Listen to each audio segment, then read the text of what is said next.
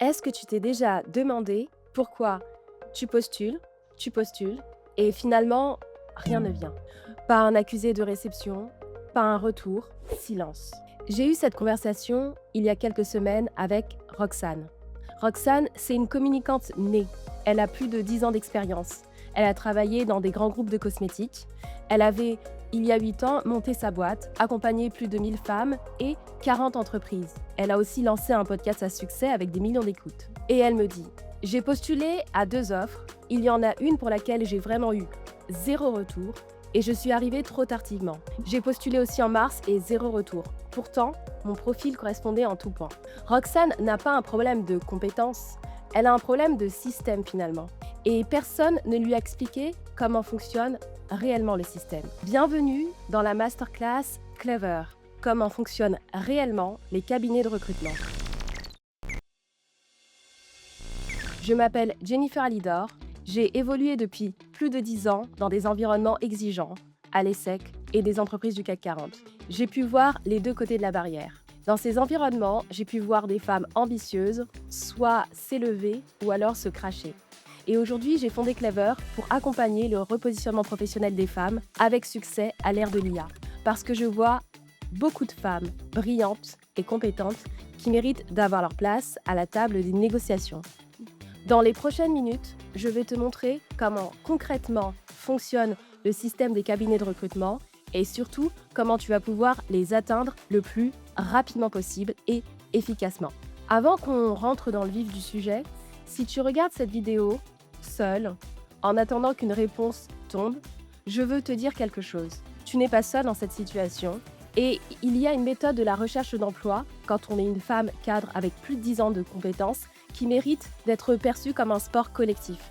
C'est pourquoi nous avons conçu une communauté chez Clever. Il y a des centaines de femmes comme toi dans tous les secteurs, la finance, le marketing, la technologie, qui avancent 2 fois plus vite lorsqu'elles sont accompagnées qu'en solo. Alors si tu veux nous rejoindre, tu peux simplement cliquer en dessous de la vidéo pour avoir accès et rejoindre la communauté Clever. Nous avons déjà accompagné des dizaines de femmes dans tous les secteurs d'activité. Et notre ambition, c'est de faire en sorte qu'elles arrivent toutes à des hauts niveaux. On a par exemple Claudia qui dit « Ça a été pour moi une révélation parce que j'ai été convaincue par la méthode Clever qui m'a permis d'intégrer des outils d'intelligence artificielle pour avoir des actions ciblées et aller droit au but dans ma recherche d'emploi. » Le Clever Camp est un programme intensif de 4 semaines qui permet d'optimiser ses candidatures, mais aussi d'aller 10 fois plus vite pour obtenir des bonnes opportunités professionnelles. On arrive à combiner à la fois des outils d'intelligence artificielle, mais aussi l'activation de son réseau de manière stratégique et efficace et de correspondre aux besoins du marché. Alors si tu veux nous rejoindre, tu n'as qu'à cliquer sur un lien ci-dessous pour pouvoir commencer à échanger avec nous et nous pourrons t'accompagner via un diagnostic pour te proposer les meilleures solutions pour ta prochaine opportunité professionnelle. On va commencer par déglinguer 3 idées. 3 idées que la plupart des femmes que j'accompagne avaient avant de rejoindre le Clever Camp. Surtout des idées préconçues sur aujourd'hui ce que représente un cabinet de recrutement. Est-ce que le cabinet de recrutement est là pour m'aider à trouver un job? La réponse est non. Le cabinet travaille pour son client, l'entreprise, celle qui va le payer entre 15 et 30% du salaire annuel brut du poste qui sera pourvu. Toi, aujourd'hui, tu es le produit, pas le client. J'ai reçu ce commentaire de Delphine. Maintenant, à chaque fois qu'il me demande la fourchette de salaire, je dis que le marché est difficile et quand je donne mon véritable salaire, je les perds tout de suite. Je le vois dans leur regard. Delphine est à un positionnement de cadre supérieur et a du mal aujourd'hui à aller connecter avec les bonnes offres. Et pourtant, Delphine avait le bon profil. Elle avait les bons résultats, mais elle s'adressait aux recruteurs comme si elle demandait une faveur. Et on va voir pourquoi et surtout, on va voir comment inverser cette tendance et faire en sorte que vous soyez choisis et sélectionnés. Deuxième idée que nous allons déglinguer aujourd'hui. Envoyer mon CV à un cabinet, c'est être vu. Pourquoi? Avant qu'un humain lise ton CV, il passe par un logiciel, un ATS.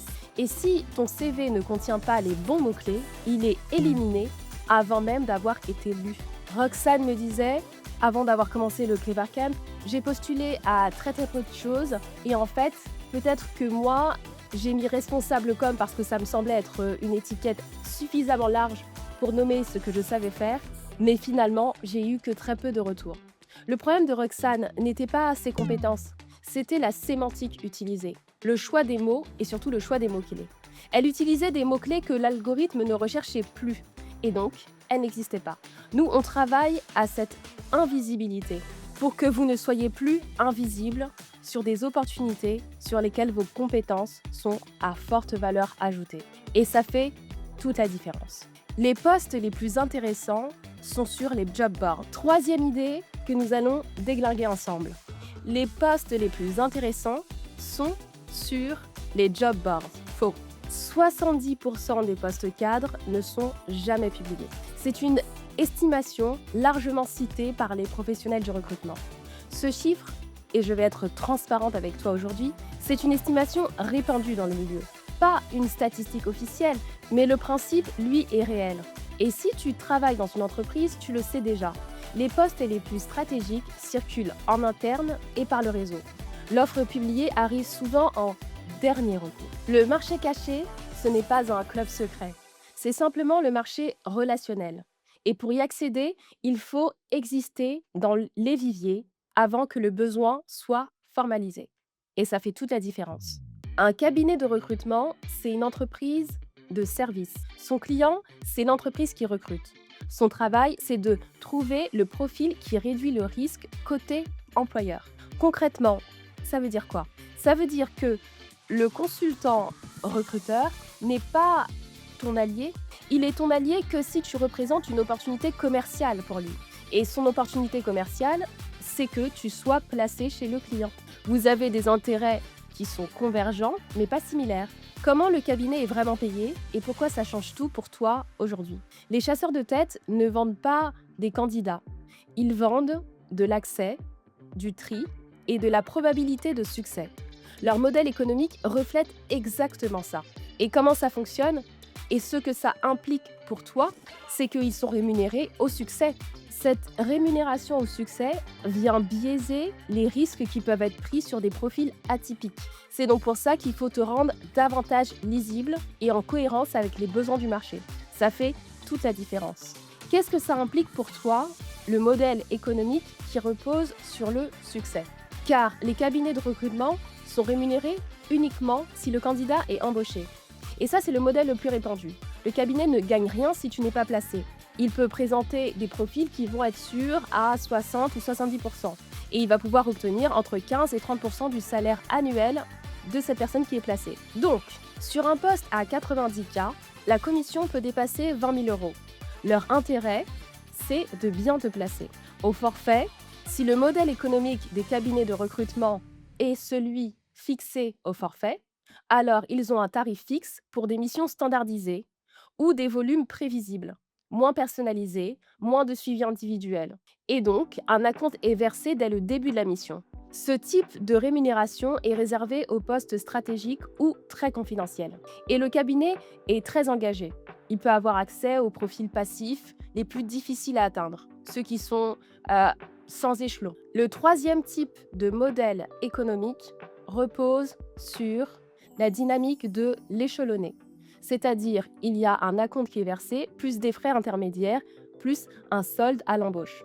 La logique de partenariat, ceci repose sur une logique de partenariat long terme avec une entreprise cliente. Ce que tu dois retenir, plus le poste est rare, stratégique et confidentiel, plus la commission est élevée. Et plus le cabinet va investir de temps et de réseau pour te trouver. Ce n'est pas de la charité, c'est juste une stratégie business. Ce qui fait monter le prix, c'est ton intérêt dans l'équation. Le facteur qui fait monter le prix. Ce que ça veut dire pour ton profil. Plus tu as un profil rare, plus ton expertise est rare, plus tu as de la valeur dans leur portefeuille. On va analyser le niveau du poste. Un poste à 100K génère une commission plus haute, donc plus de temps investi et une spécialisation sectorielle. Donc un consultant spécialisé dans ton secteur te connaît déjà pour te placer au mieux. S'il y a une urgence du besoin côté client, alors ton profil prendra une autre dimension. Plus les postes sont confidentiels, plus les réseaux sont sollicités, les cabinets de recrutement et les chasseurs de tête. Les chasseurs de tête ne vendent pas des candidats. Ils vendent de l'accès, du tri et de la probabilité de succès. Plus ton profil est rare et lisible, plus tu es rentable pour eux. Et c'est aussi simple que ça. Le consultant a une liste courte. On appelle ça la shortlist. 3 à 5 profils maximum présentés à l'entreprise cliente, sur parfois des dizaines et des centaines de candidatures. Ça veut dire que si tu n'es pas évidente, tu n'es pas lisible en 10 secondes, tu es éliminé. Il faut vraiment bien avoir en tête que si tu arrives vraiment avec des briques tangibles comme voici mes compétences clés, voici mes hard skills, quelle a été la situation initiale avant que je prenne le poste, qu'est-ce que j'ai mis en place et quels ont été les résultats, alors tu auras toutes les chances d'être très bien positionné par les cabinets de recrutement ou les chasseurs de tête. Le consultant ne lit pas ton parcours comme une histoire de carrière. Inutile de reprendre ton histoire de manière chronologique. Il l'évalue comme un signal qui correspond aux besoins du client. Le cabinet ne cherche pas la meilleure candidate, il cherche celle qui réduit le risque côté entreprise. Ton job n'est pas de demander, c'est de devenir l'évidence. Pour t'aider dans cette démarche, on a dressé une liste des cabinets de recrutement par typologie, à qui ils s'adressent, avec quel type de commission, et avec des exemples très clairs du secteur qui va être touché. Par exemple, des cabinets généralistes comme Michael Page ou Robert Half. Pour te faciliter le travail, on a identifié les 3 types de cabinets qui vont être pour toi intéressants à aller contacter. Alors, on l'a identifié et découpé entre à qui ça s'adresse, pour quel type de profession et à quel niveau de seniorité. Les cabinets généralistes sont la fondation. Ensuite, tu as les cabinets spécialisés. Et ensuite, les cabinets Executive Search qui vont se concentrer uniquement sur les C-level et les postes confidentiels. En fonction du type de profil recherché, on aura une commission associée. Si tu es une femme cadre avec 10 ans d'expérience ou plus, c'est le 2e ou le 3e type que je te conseille d'aller chercher aujourd'hui. Toi, tu cherches une adéquation vers la spécialisation et les postes à très forte maturité. Simplement, avant d'aller rechercher un cabinet de recrutement ou un chasseur de tête, il est vraiment indispensable que ton positionnement soit clair et qu'il soit perçu comme une opportunité business. Ta première action sera de te rendre visible des ATS. ATS, Applicant Tracking System. Ces logiciels de gestion de candidature sont utilisés par presque toutes les entreprises et presque tous les cabinets aussi. Son rôle, trier, classer, filtrer les candidatures avant qu'un humain les lise. Il existe plus de 150 logiciels ATS disponibles en France. Et leur logique est toujours la même. Établir des correspondances entre les mots-clés de l'offre et le CV. Et maintenant, je vais te citer quelque chose qui m'a frappée. J'ai eu l'occasion d'échanger avec Édouard Vaudour, qui est le fondateur de Calent. Et voici ce qu'il m'a dit. Aujourd'hui, on équipe toutes les boîtes du CAC 40 et on source en grande majorité sur LinkedIn nos profils. Si on ne vous trouve pas là, c'est comme si on ne vous trouve pas tout court. Si ton CV ne contient pas les mots-clés exacts de l'offre, l'ATS t'élimine. Si ton profil LinkedIn n'est pas optimisé pour la recherche des recruteurs, tu es invisible. Et là, je repense d'entrée de jeu à Roxane, qui me disait « J'avais mis responsable com parce que ça me semblait être une étiquette suffisamment large pour nommer ce que je savais faire. » Effectivement, je pense que c'est à réaffiner. Et en effet, le problème de Roxane, c'est la sémantique, c'est d'avoir et d'utiliser des bons mots, non des mots génériques. Les algorithmes cherchaient content strategy, brand content, CRO performance, automatisation dans le marketing. Son CV n'en contenait aucun. Et le vocabulaire de ton CV, c'est ta clé d'entrée ou ta porte fermée. Les 3 règles pour passer les filtres ATS. 1. Utilise les mots-clés exacts de l'offre. Pas synonyme, les mots exacts. 2. Structure ton CV de façon standard. Pas de tableau à 3 colonnes, pas de design ultra créatif. L'ATS ne sait pas lire ce qui est complexe. 3. Un format PDF simple, sans images, avec des zones de texte clairement lisibles. Et maintenant, voici le premier outil IA que je te donne. Tu copies l'offre, tu copies ton CV et tu poses cette question à Claude. Comment passer le premier filtre des ATS? Tu es un expert en recrutement et en optimisation ATS. Voici une offre d'emploi. Colle l'offre ici. Voici mon CV actuel. Analyse les 10 mots-clés les plus importants de cette offre et dis-moi lesquels sont présents dans mon CV, lesquels sont absents et propose une reformulation des 3 points d'expérience les plus importants pour maximiser la correspondance ATS, sans bien évidemment mentir sur mon parcours. Ce prompt, tu peux l'utiliser pour chaque candidature. En 3 minutes, tu sais exactement ce dont ton CV manque. Et 95% des candidats aujourd'hui ne l'utilisent pas assez ou pas assez efficacement. Maintenant que tu comprends comment fonctionnent les cabinets, je veux te dire quelque chose d'important sur ce qui est en train de changer. Parce que le recrutement ne se joue plus sur un seul canal. Le marché est en train de se reconfigurer autour de 3 couches. Et si tu ne les connais pas toutes, tu es invisible dans au moins 2 d'entre elles. 1. Il faut pouvoir dire clairement ce que tu fais, ce que ça veut dire pour toi. Ton CV doit être lisible par ces systèmes. Un profil invisible sur les ATS est inexistant. Inexistant sur les plateformes telles que celles de Calent ou de HireSuite. Les entreprises du CAC 40 aujourd'hui se dotent de ces outils pour aller plus vite dans la gestion et dans le recrutement. Pour pouvoir être recruté, tu as la nécessité d'avoir les bons mots-clés. Et les cabinets de recrutement se ressentent sur les profils qui sont visibles, lisibles et rares. Pour les postes stratégiques, le cabinet reste incontournable. Mais il faut être dans leur radar, avant que le besoin arrive. Ce n'est pas une disparition de cabinet, c'est une recomposition de cet écosystème. De plus en plus, les entreprises passent par un mode direct, qui est davantage confidentiel et qui leur permet de toucher tous les types de candidats sans avoir à rétribuer une commission. Tu dois aussi prendre en considération ce changement de paradigme pour orienter ton profil et te rendre visible et lisible. La bonne nouvelle, tout ça se joue sur les mêmes fondamentaux. Un profil clair, des mots-clés précis, une cohérence visible, que ce soit un ATS, une IA ou un chasseur de tête qui te cherche, c'est la même lisibilité qui va décider. Où tu dois être visible et où tu ne l'es pas encore. Ce qu'il faut avoir, un profil LinkedIn optimisé avec titre clair, mots-clés, résumé impactant et activité régulière. Un CV ATS ready avec des mots-clés exacts, une structure standard, pas de mise en page complexe. Tu seras retrouvé par les plateformes d'IA plus facilement. Avoir une visibilité maîtrisée sur les job boards cibles type Indeed, Hello Work ou l'APEC selon tes secteurs te donnera une visibilité complémentaire. Et aussi te rendre visible des réseaux et des cabinets avec des relations entretenues et des relances stratégiques. Le recrutement ne se joue plus sur un seul canal. Tu dois être visible sur chaque couche du système. ATS, IA, LinkedIn, cabinet. C'est cette multiprésence qui te fait exister avant même de postuler. Est-ce que tu as déjà eu l'impression qu'il n'y avait pas grand-chose pour ton niveau d'expérience sur les job boards? J'échange avec des centaines de femmes chaque semaine et elles me rapportent toutes la même chose. Peut-être que toi aussi, tu le ressens aujourd'hui. Est-ce que tu as déjà eu l'impression qu'il n'y avait pas de poste et finalement pas grand-chose pour ton niveau d'expérience sur les job boards? C'est une réalité partagée. Et tu as raison. Ce n'est pas parce que les postes n'existent pas. Non, c'est parce qu'ils ne sont pas publiés et qu'ils font partie du marché caché. Et pourquoi les entreprises ne publient pas tout? Il y a 4 bonnes raisons. La première, on cherche à remplacer quelqu'un qui n'est pas encore parti. Et donc, c'est confidentiel. La deuxième, elles ont déjà un profil en tête via le réseau. La troisième, la mission est trop stratégique pour être exposée. La quatrième, une offre publiée génère des centaines de candidatures à trier et c'est du temps RH que personne n'a aujourd'hui. Récemment, nous avons eu cette information d'une explosion de candidatures.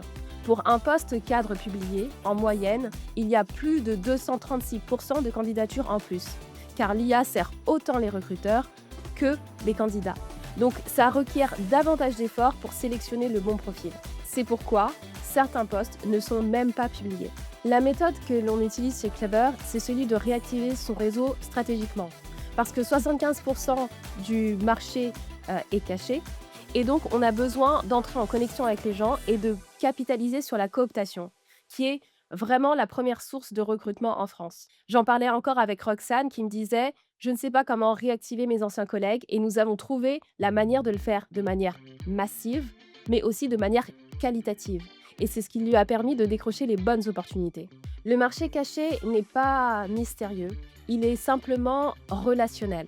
Pour y accéder, il faut exister dans les viviers avant que le besoin soit formalisé.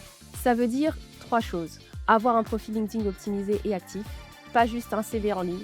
Deuxièmement, avoir des relations entretenues avec des consultants spécialisés, pas envoyer un CV dans le vide, être vraiment sous leur radar régulièrement.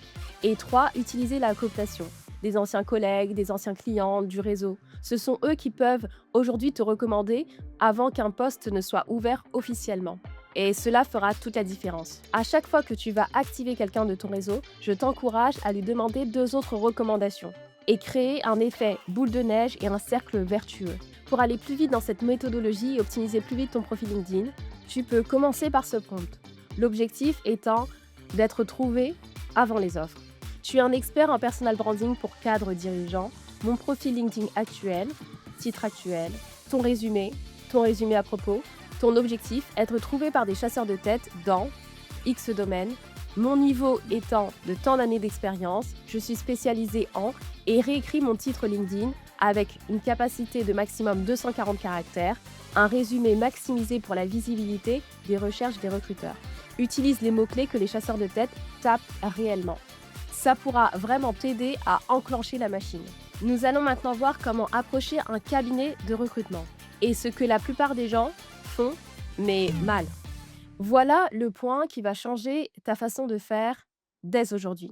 La majorité des femmes que j'accompagne arrivent avec le même réflexe. Elles envoient un email avec un CV en pièce jointe, en objet une candidature spontanée, 12 ans d'expérience RH et elles attendent. Elles attendent. Une réponse qui ne vient jamais. Le problème, c'est le positionnement. Ce mail dit « Je cherche, je suis en demande, je suis dans le besoin ». Or, on l'a dit, le cabinet cherche à réduire le risque pour son client. Ton job, c'est de te présenter comme la solution à ce risque, comme une opportunité de placement rentable. Les 5 erreurs les plus fréquentes, ce que font la plupart des gens et ce qu'il faut faire, envoyer le même CV à 20 cabinets, à éviter. Il vaut mieux cibler 3 à 5 cabinets spécialisés dans ton secteur. Avoir un titre trop générique ou trop flou. Il vaut mieux avoir un titre précis avec des mots clairs. Ajouter des preuves de tes résultats. Par exemple, j'ai réussi à réduire de 30% le temps de recrutement dans mon ancienne entreprise. Il est nécessaire aussi d'entretenir des relations sous 4 à 6 mois avec les recruteurs. Maintenant, je vais te donner les 7 tips pour être repéré et pas attendre. Je vais aller vite car ce sont des actions concrètes. Alors prends des notes dès maintenant. D'abord, il faut avoir un profil recrutable en 30 secondes. Ton titre LinkedIn doit être immédiatement compréhensible, qui tu es, sur quel type de poste tu te positionnes, dans quel secteur. Ensuite, remplace les descriptions longues par des preuves. Les recruteurs lisent vite. Réduction du temps de recrutement de 30% vaut mieux que 5 lignes d'intention. Utilise les mots que les recruteurs tapent vraiment. Transformation RH, change management, et adapte ton vocabulaire pour qu'il soit moins personal branding. Cette note, je l'ajoute beaucoup pour les ex-entrepreneurs ou les ex-consultantes qui veulent retourner au salariat. Les cabinets retiennent les profils qui ont une place claire dans leur tête. Utilise la technique de l'avis, pas en demande, si tu veux les solliciter. Par exemple, j'hésite entre 2 pistes, j'aimerais votre regard sur celle qui est la plus cohérente avec mon profil et le marché. Ça ouvre une relation de conseil et c'est infiniment plus puissant. Entretiens les relations avant d'en avoir besoin. Un message tous les 4 à 6 mois, en partageant des articles pertinents, en recommandant des personnes, fera toute la différence. Je serais heureuse d'échanger à l'occasion, doit être toujours suivi d'un élément pertinent. Utilise la recommandation par d'autres. C'est le moyen le plus simple de capter l'attention d'un cabinet sans paraître en demande. Ici, tu pourrais déjà commencer à sonder ton réseau pour savoir qui est en contact avec quel cabinet. Si ce sont des cabinets spécialisés, demande à être recommandé. Tu ne demandes pas un job, là, tu demandes juste un avis. Sois visible, précise, recommandable et facile à rappeler. C'est ça qui fait qu'un cabinet pense à toi au bon moment et pas à quelqu'un d'autre. Quand un cabinet répond, maintenant, il faut être prête immédiatement. Pas dans 2 jours, mais maintenant. En une phrase percutante, tu dois pouvoir dire qui tu es et quelle est ta valeur différenciante, pas ton titre. Ce que tu sais faire, avec des résultats concrets et chiffrés, le type d'environnement où tu es performante et ce que tu cherches, poste précis, secteur précis et niveau. Et maintenant, on va t'aider à générer les meilleurs pitchs avec Claude, qui est le meilleur LLM de copywriting sur le marché. On passe à la partie que tout le monde attendait. Je vais te montrer en live comment utiliser Claude, avec 3 prompts et 3 situations différentes. Et en 30 secondes, tu auras un vrai résultat. D'abord, ton mini pitch. Parce qu'avant d'écrire au cabinet, il faut savoir exactement qui tu es et comment tu te présentes. On va construire ce mini pitch. Tu es un consultant en personal branding spécialisé dans les cadres dirigeantes. Voici mon parcours en vrac. Décris ton parcours en langage naturel, résultats, contexte, durée. Mon objectif, obtenir un poste 2 dans le secteur X avec tel niveau de responsabilité, manager, expert, direction. Construis mon mini pitch de 4 lignes. Qui je suis, ma valeur différenciante, ce que je sais faire, le type d'environnement où je suis performante et ce que je cherche à obtenir. Ensuite, propose-moi 3 variantes de titres LinkedIn avec des mots-clés que les chasseurs de tête tapent réellement. Et maintenant, le prompt pour lequel tout le monde est là. Voilà le prompt pour rédiger ton email d'accroche à un chasseur de tête. Pas un template, un email personnalisé, positionné, qui donne envie de te rappeler. Le mail qui te positionne comme une opportunité. Tu es un chasseur de tête spécialisé dans X secteur, exemple finance, RH, marketing. Voici le profil de la candidate, titre ou fonction, les années d'expérience, le secteur maîtrisé, la réalisation clé, le type de poste recherché. Rédige un email d'accroche de 5 lignes maximum à destination d'un cabinet de consultants spécialisé dans X domaine. Le mail doit présenter la candidate comme une opportunité de placement, pas comme une demandeuse, montrer qu'on connaît le cabinet et son positionnement. Inclure un call to action qui soit léger, rester professionnel, direct et différenciante. Surtout ne pas dépasser 120 mots. C'est ce mail qui sera la porte d'entrée pour vous vers les cabinets de recrutement les plus prisés. Regarde maintenant ce que Claude a fait. Il m'a positionné comme une opportunité, pas comme quelqu'un qui recherche. Il a mis en avant la valeur pour le cabinet et il a gardé un ton professionnel sans être générique. Je n'aurais pas forcément écrit ça de cette manière, mais c'est une base en 30 secondes. Et je peux l'affiner. C'est ça, la puissance. Je me rappelle encore des mots de Delphine, qui nous a dit avec beaucoup d'émotion qu'à la fin du Clever Camp, elle me disait « Vous m'avez donné beaucoup d'outils pour devenir beaucoup plus puissante. Maintenant, on est obligé de réussir le plus vite possible. » Et bien sûr, ça met une pression, mais en même temps, c'est une saine pression. C'est ce qui permet d'aller plus loin, plus vite, et surtout de décrocher des opportunités à sa mesure. Merci pour votre attention pendant cette masterclass. Je pense que cela vous aura donné des clés et des outils actionnables. Aujourd'hui, on a vu comment les cabinets de recrutement travaillent pour les entreprises, comment tu pourras te positionner en opportunité rentable, quel est ton intérêt et comment tu peux aligner ton intérêt avec le leur, ce qui se joue via les ATS, les plateformes IA et les cabinets de recrutement, comment les ATS filtrent les humains avant que tu ne parles à un humain et comment tu peux travailler ta visibilité de manière très précise. Si tu veux aller plus loin et tu veux t'offrir une nouvelle opportunité professionnelle, je t'invite à passer le diagnostic et à rejoindre la communauté Clever. Vous êtes une leader, alors bienvenue chez Clever.